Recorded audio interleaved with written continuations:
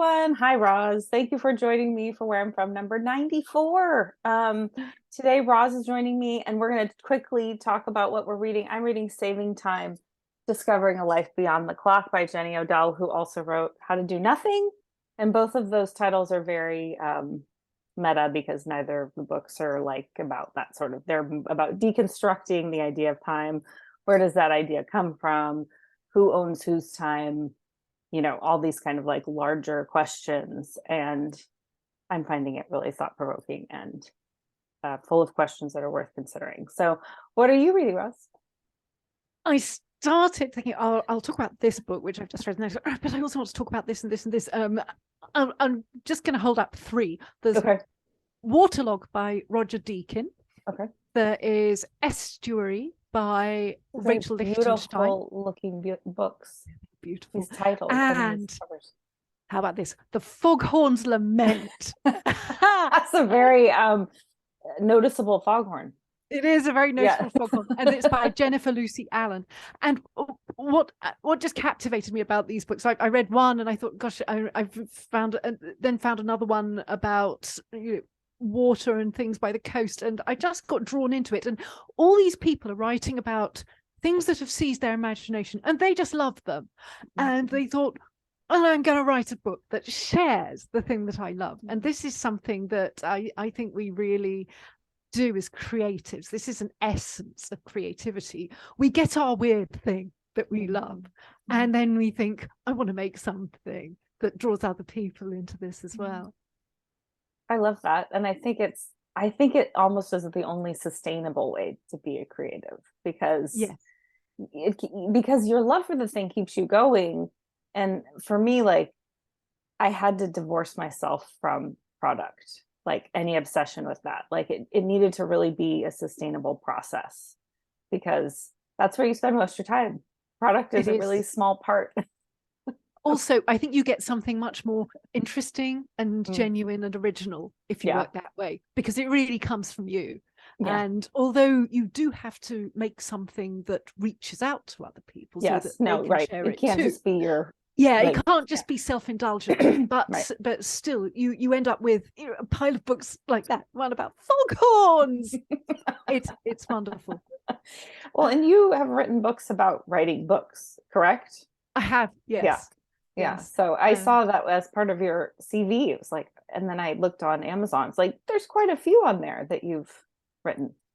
You're an expert. Sort of. I've been doing this a long time, really. I began by just trying to write my own books, as we do, and then I happened to marry a writer, and I got to know lots of other writers. So I was suddenly among lots of people who just had books on the go. It was perfectly natural things. It was as natural as making dinner. And I got caught up in their kind of routines and their ways of thinking. My husband got a contract to write a book that then the publisher messed him around quite a bit, so I wrote it. And it was a ghostwritten book anyway, so there was sort of several layers of subterfuge, and it didn't really matter who wrote it so long as it was done in the way the publisher wanted. So but I got my way in like that. So I found myself writing books because they realized that I could just be relied on to write a book that they needed. I found myself writing books to contract for publishers, learned absolutely loads. And then I also found myself tutoring other writers, because it's something that came quite easily. I'd got lots of methodologies that worked for me, and I found I was passing those on to other writers. And then I started working for a literary consultancy. And from that, I got a huge amount of experience at helping writers and figuring out what they wanted to do and what they should do with the material, and how to make the material into something that really would be the book they hoped it would be. And from that, I wrote my series of Nail Your Novel books, which are the ones that you found on Amazon. I love that. Ghostwriting is one of those things that I love when people talk about it, because it's a kind of a mysterious thing that is happening in our midst, and most of us aren't necessarily aware of it. I appreciated the conversation about Prince Henry's book, Harry Henry. See, I'm not British Harry. And his ghostwriter, like talking about what that process was like, and what because as I've known more writers, I realize I know more ghost writers, and most of most of them aren't acknowledged. It's That's like true. this thing where we actually think people have written their books, and they've been involved, but they haven't written it. Yes, the person you are communing with on the page is not necessarily the name on the book. Yeah. Yeah. Yeah. And that's something I've become more aware of. As like you say, knowing more writers, it's like, oh, how do you make your living? Okay. More Yes. people are doing that than I realized or had any inkling of.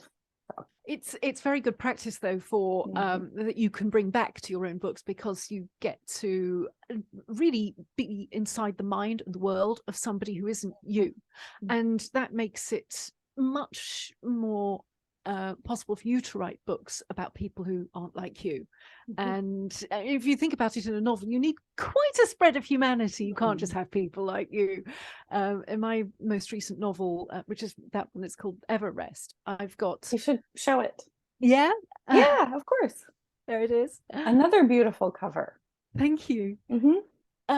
Yes, that one's got mountaineers and musicians, and it's got people at a very sort of delicate and distressed part of their lives, and they're all things that I had to come to understand as an insider, and some of it I understood anyway as a human, and just from things that I'd gone through or things that friends had gone through, but quite a lot was knowing what to research, knowing what kind of people to ask to get the authentic experience. So the people who've ghostwritten obviously have often got a very big well of experience to draw on. Yes, Ada Calhoun, who's a big ghostwriter, she also wrote a memoir called Also a Poet about her father, and she talks about her ghostwriting in it. And she really broke down, like with certain clients, she would have to figure out what they talked like, read what they wrote, try to break down sentences the same way they broke down sentences, like trying to, not just telling their stories, but also mimicking like a voice, and also how they wanted their voice to come across. That wasn't necessarily how it might naturally come across, like how much sort of, like almost science there is and was involved in it, like trying to scratch the itch. First of all, figure out what the itch is. The client, and then scratching it. I just found it really fascinating. So. Yes, you have to figure out what the reader wants from a book, from that person, even though they're not necessarily a person who would write a book. So you also what that person wants, who's the book is about, how they want to come across, like who they are in this moment. So it's very like there's lots of layers to it. Yeah. So, well, congrats. So on all of your work, I am impressed. So would you like to read your poem, or do you want to? My poem. Yes. I'll read my poem. Now, I'm not a poet. This is the first time I've ever tried to write anything. And a lot of people say that, and myself included. And I loved it when George L. Lyon, who is the original writer of Where I'm From poem, says, like, we all are poets. Like, she definitely was very empowering in this idea that, it's just this way of using language. And that we've sort of been conditioned to think, oh, these people are poets and we're down here lowly novelists or whatever, like it's available to all of us. And that's what I like about it. And I love about her is that she's so generous with the definition of poetry and poet, and that I've really kind of taken that on as my own. Like, it is just another way of expressing ourselves. It's also, doing this exercise, it was a very good set of instructions. Yes, it's a great prompt. So interesting to do, and it has changed my writing, much like you were talking about ghostwriting. Listening to these poems and writing my own, it has definitely pushed me to think more about sensory details and how to tell a story, with brevity, which is also already something I care a lot about, but even more ways to like really make every word count. Yes, and I think that the brevity is a really interesting detail, because, for instance, one of the instructions is one sensory detail. So it's got to be the right one. It's got to go straight to the blood. You can't you can't have half a dozen of them. In prose, you don't have to fit a shape so much. But in this, it's strict. It's just one. So I found that really interesting. Anyway, shall I find it? Yes, please. And Here we so go. anyway, you are a poet. Thank you. Where I'm from. I am from the written word, from Basildon Bond note paper and W.H. Smith diaries, with bigger pages each year. I am from the house with ponies next door, tempestuous, trusting, coveted by me. I am from woodland paths that led to disused copper mines and riddles below the ground. I'm from the Queen's speech at 3 p.m. on Christmas Day, from Dallas and dynasty. Mother asserted the scheming families were true to life. From Dennis and Rosemary. I'm from Mother's non-stop business drive and Father's fear of everything. From proud stories of my old friend from before you were born and don't invite visitors, they'll see what we've got. I'm from religion is bunk and my father's phial of holy water beside the bed. I'm from Cheshire via window merchants and watchmakers, English meat and 2 veg, chocolate forbidden in case we kids got cavities. From the great-grandfather who faked his death and started a new family. From my father, steaming open letters sent to my mother. In my brother's house is half our archive. In my mother's house is the other. Divorce split everything. I am in the middle, reading riddles in an empty battleground. I am from secrets, and they never know them all. Oh, that was beautiful. Thank you. I love how such a, I mean, you're explicit about it when you say you're in the middle, but it's such a great payoff because the whole poem before that is talking about these opposites that you're raised in and surrounded by, and that you're, it was just like, it was such a satisfying conclusion because of that. Because you're struck by the repeat. I'm sure there's like really fancy language, but like there's this repeating structure sort of in it where it's like, it sounds like your mother and father were quite different, but not only that, they were, you're able to touch on the intergenerational piece, which I always am impressed by, because the poem, you know, we are sort of nudged that way, but it doesn't necessarily say it has to link to who we are now. You know, it can just be, hey, there's these people, I was related to them. But that your great-grandfather, was he your father's great-grandfather? He was my father's Your grandfather. My He was from your grandfather. father's line.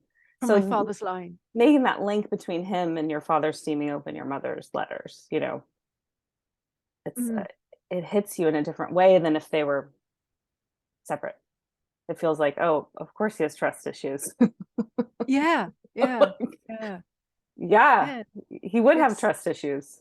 But yes, it was, and I sort of realized more about how it all fitted together when I tried to put it together in the poem. It's interesting how writing, I always find that writing is a kind of exploration for yourself as much as for the reader you're writing for.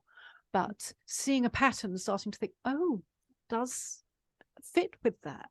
That kind of explains that and illuminates that.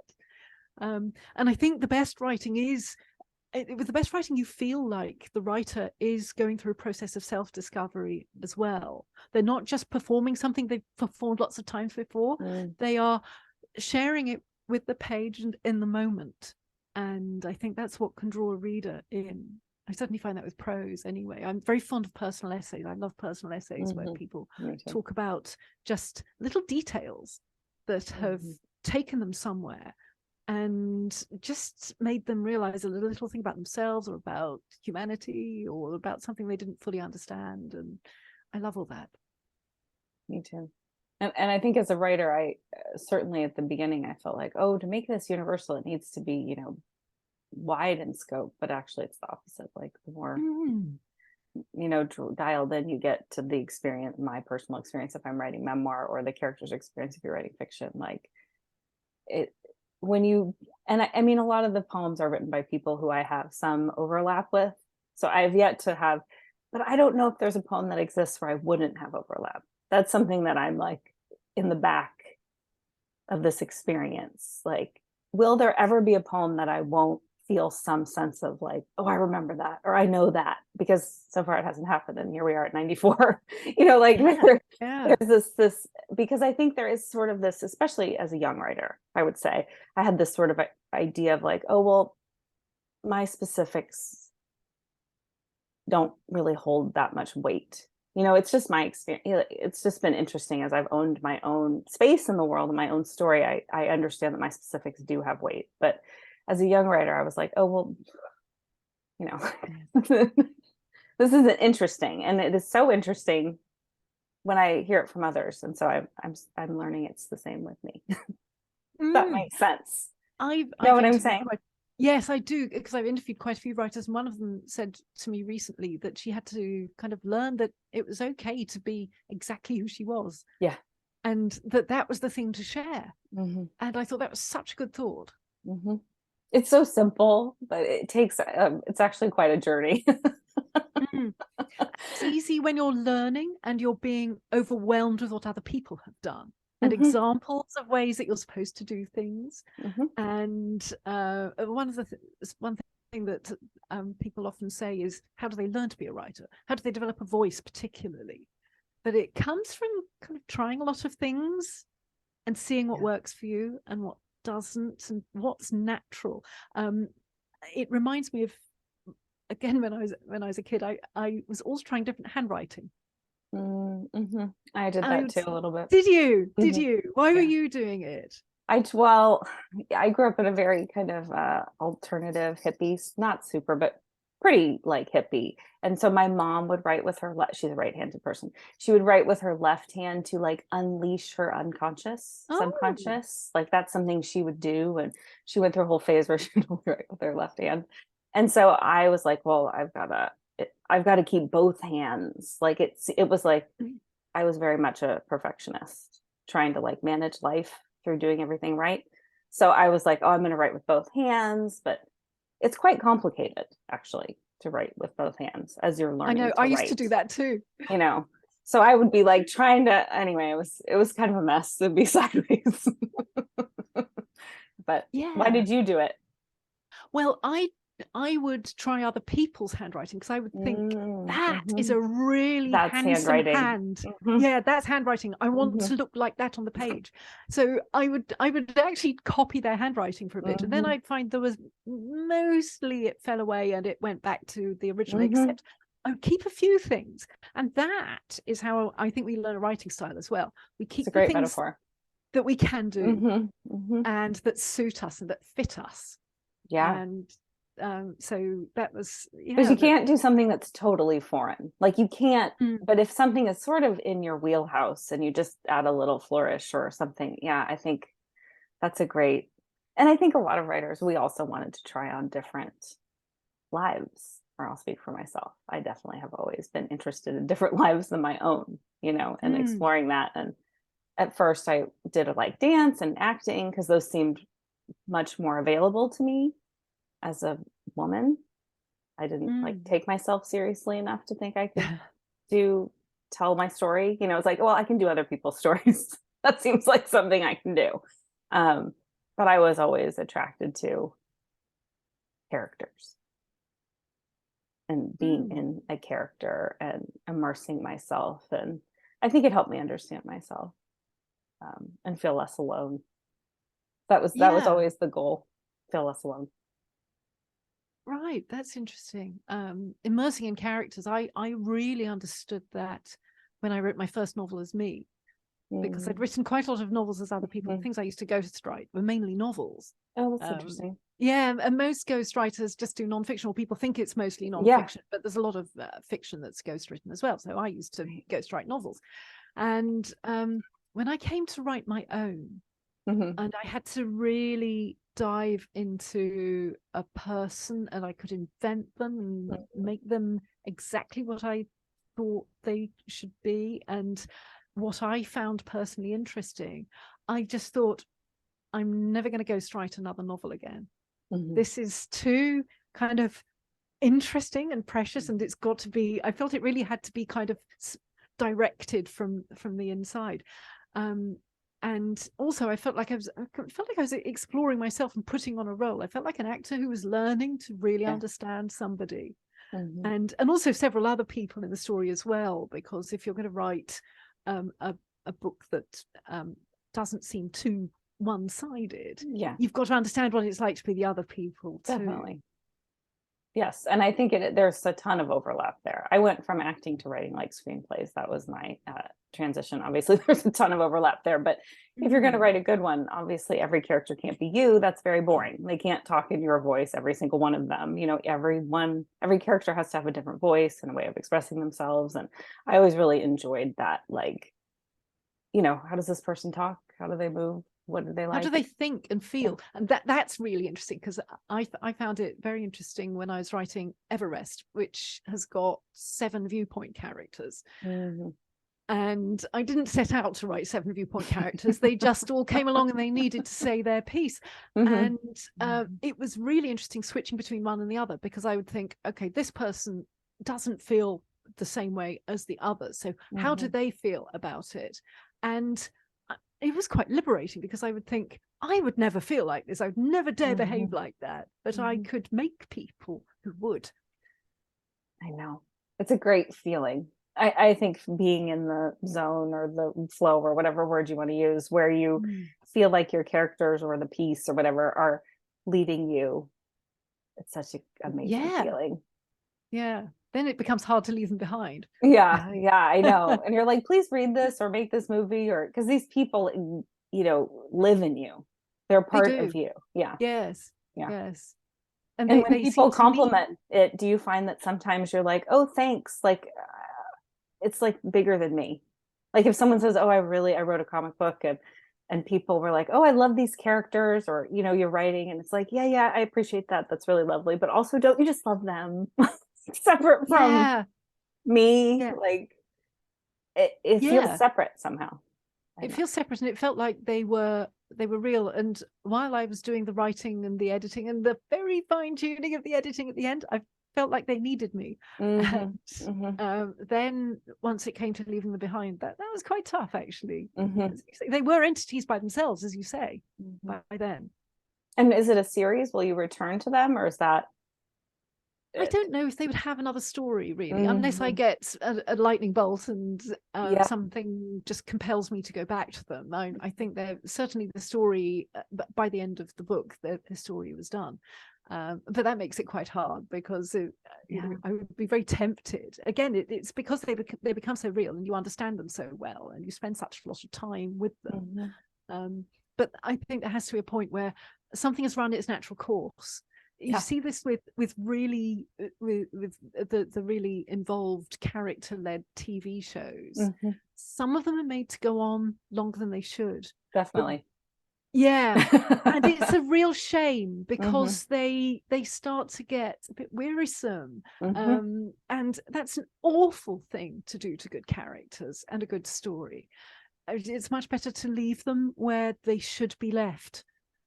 Yeah, I think that's one of the real strengths of Fleabag, that it just ended. But because I'm sure there was a lot of money on the table to continue that show, but she was done with Fleabag, and I think that's why I just rewatched it recently. It's like it holds up as just a singular thing, because it told the story it set out to tell.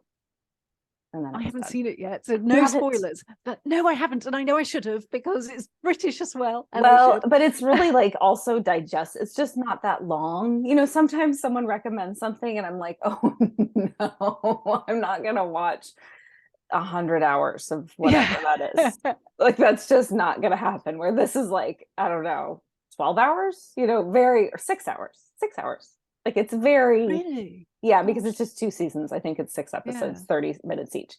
So it's very much like something you can not be overwhelmed with the size of it when someone recommends it to you. It's like, I don't know how anyone goes back and watches Game of Thrones, especially with how it ended. You know, it's like you can't, you're just like, oh, it's really good for a while. And then, did you watch it? I'm not spoiling anything. No. I watched, I think the first 3 seasons it might have been. The first one I loved, and I was thinking, because they really are staying true to the characters, they're being inventive with the Gorgeous. stories. And yes, it was gorgeous to look I at. mean, And so much. It was really good yeah. to look at. And then they seemed to just get tired. There were I think it's exhausting. It was exhausting Yeah. to watch as well. There were so Yeah. many scenes where they were thinking, we've got to give this character something to do. Now, I know from ghostwriting novels, you've got to have, each character's got to get their screen time. So you can't just forget someone. You can't just like have someone gone for hours or 100 pages. They can't leave for 100 pages. They have got to be there. The readers want them there. True. So they have got to be found something to do, and there isn't enough for them to do. And it's especially when you have something of that scope, and you feel it in all kinds of things where it's like, oh, we do need to check in with this person. Otherwise the audience will either resent that they're missing or wonder why they ever came back.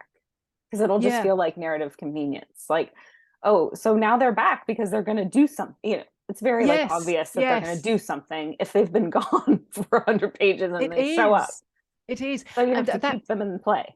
That shows how so much storytelling is sleight of hand. You've got to show, oh yeah, here's the next bit of that. And actually we're setting something up, but we don't want you to guess what it is. So we'll make you think there's another reason why we're showing you this. But actually it's so that later, I love that with storytelling though. I love the sleight of hand. I think often storytellers are very like conjurers, where they'll show you something and they'll distract your attention and you'll think you've seen what the payoff is, and then there's something else. And I love that. It's very satisfying. I think especially as someone who's consumed as much product or created as much product as the two of us have, the most basic things, obviously you see it all before it happens, but I actually don't try to figure things out because then I can't watch anything. So I do like it when it's like, oh, that was artfully done. Like I feel it like, oh, that was well done.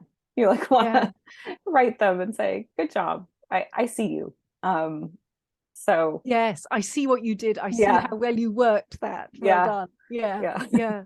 Because it is a big part of telling a story is not making the audience feel like they know what's going to happen from page one, which is very difficult in films, particularly because they are formulaic.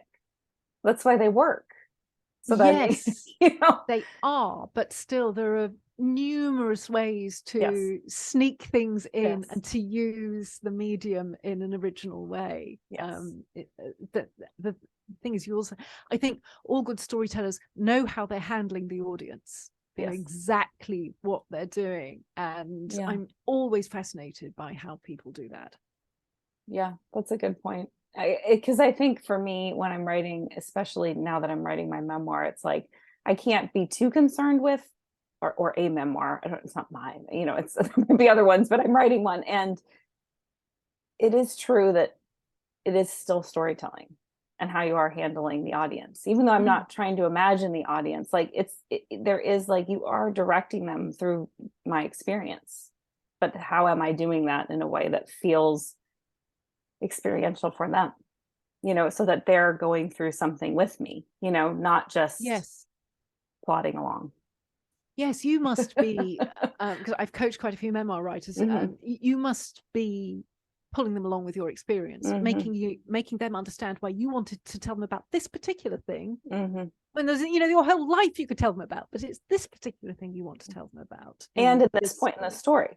And that also feeds into structure. You have to have a feeling of a shape for what you're doing. Even structure if is my thing. Yeah, me too. I love structure. I think structure is the kind of secret magic of how we manipulate the audience in the nicest possible way, the most enjoyable way. It's so true. And that is something when I'm reading too, you're like, to create a structure that justifies not telling this bit until 3/4 of the way through, where it doesn't just feel like, oh, I'm just dropping this on you, but it feels organic to the structure that you've created. So you have to feel it's really rewarding actually when you can put something in and you think, I know they want to know this now, and it's been fair of me to keep it from them until now. Yes, and that's why it doesn't feel like manipulation, because you're like, so that's a good distinction to think about. that it feels satisfying, not manipulative. I think that's actually a big difference between good and bad structure, where it feels satisfying for the reader and not like a manipulation, because we've all been reading something or watching something where we're like, oh, come on, and you want the response to be, oh, like light bulb or happiness. Or I'm glad they kept that until now. That's really, when there's something has got to come in some way, that's always a problem. What do you do with it? How do you deal with it? So if you this is all very abstract. This probably makes no sense to anyone, but it's very satisfying what we're talking about. To me. I'm really enjoying this conversation. I was like, we need to wrap up and also talk about, I do want to say, Dynasty in Dallas, those touch points, cultural touch points. And I love that in a British accent, it's dynasty, because it feels even more like, it has even more heft. It's like, because I never really thought of it in that, like a dynasty, like a historical dynasty. To me, when I was a child, it just seemed like these people with big hair and lots of jewelry, who I loved. But I don't know, just you mentioning them and that relating to your mother, that was another connection that was made between your mother and her work and her saying this is how people really are. That's so telling. And she's not wrong. I mean, and she's not wrong, but that's what she said to you. Like, you think back as a child, like, I don't know, some of the things grown-ups say, you're like, what are you teaching me with this? You're teaching me you think people are like this, so I just wanted to mention, and I mean, and there were so many things in the poem that just hit me, but before we wrap up, I just had to say, Dynasty in Dallas, those were. Yes, thank you. I also put that in because of the contrast with I'm exposing my workings now, the contrast with the royal family as well. Yes, no, I felt that. It's like another royal family, really. Yeah. Yes. And I love that, because it's like, I never contextualized it in that way. To me, it was just, rich people being awful. Yes, which is a genre in itself, but it's a very enduring genre. I mean, we've got Succession now. Yes, but no spoilers, please, because I'm absolutely loving Succession. Yes, like, no spoilers. I haven't. It's too awful. Like, for me, I just can't.